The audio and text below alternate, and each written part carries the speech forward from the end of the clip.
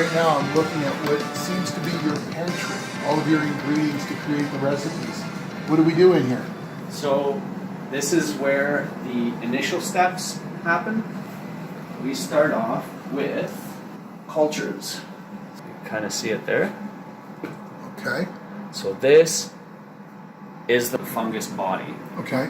So how do you remove it from the petri dish to get it onto the substrate? So we cut it out with a scalpel. Okay. And then what I actually do is put it into solution, into a liquid culture. Okay. So this is mycelium in a nutrient broth. What are the nutrients that you tend to use? This is to malt. success? Yeah, malt. But we could also use like potato starch.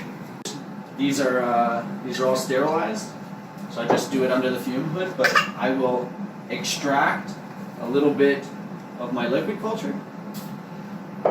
And this is a jar that hasn't been inoculated yet. So what we do is we just, under the fume hood, we'll inoculate it. And then, depending on the species again, anywhere from 2 weeks to a month. So this one's... So is this the type of barley that you put it onto? So it's a rye. Okay. To get our substrate blocks cooked or sterilized, we just pump steam into this vessel for 18 to 24 hours, and then everything's good to go. Everything inside is dead. There's no bacteria, there's no competing fungus. And then from this point we move to the lab where we inoculate it with the species of our choice. And then when everything's said and done after incubation, we end up with these blocks here. It starts out like this. What actual material is it? So we have wood chips and bran. So for the water that you're using here, are you using distilled so you can control your environment, or are you using well water? We are using well water here. Okay. So That's working well. That's working well for me. I see I what you did didn't there. intend for that. These have completely colonized. We just use one of the bags. Again, under the fume hood, we just inoculate it, seal it up, and then let everything colonize. And then you just get your ready to grow block. And as long as you're keeping the door closed here, you're able to continue doing this year round. Yeah, that's right. Yeah. The incubation room, this is the next level. How long does it stay here? So again, depending on species, anywhere from 2 weeks to 3 to 4 months. Shiitakes are way in the back because they take the longest. You were just cutting open The substrate block. I'm not exactly. Are these sure. going to be with the oyster mushrooms? Yeah, so these ones here are labeled oyster POB, so Pleurotus austratus, and I have the B just to indicate that it's a black oyster. Okay. So what I do, I just disinfect my blade. I just make a good cut like that, and then fold your bag over.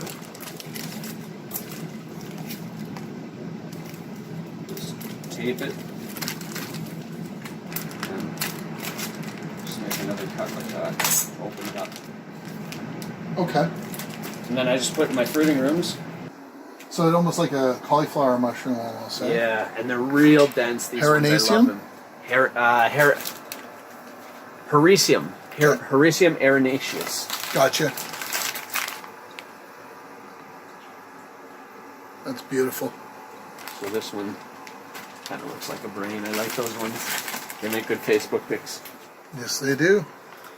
And the chestnuts, these are actually my strain that I developed. Those are beautiful.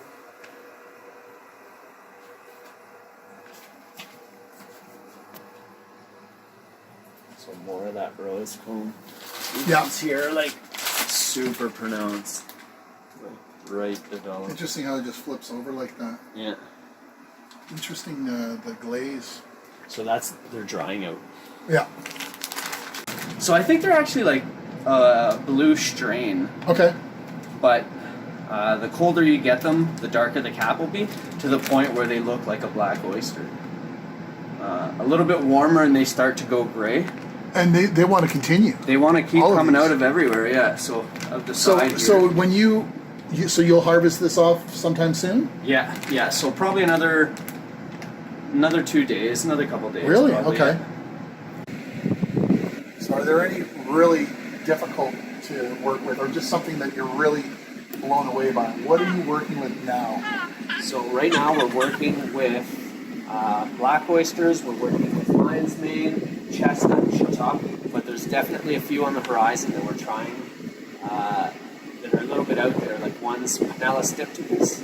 It's a bioluminescent mushroom, meaning that it glows in the dark. So we're going to try that. That's a non-edible, but we're going to try and do some fun things with that one. We've got maitake, a great, you probably know, it's a great gourmet, and also a great medicinal.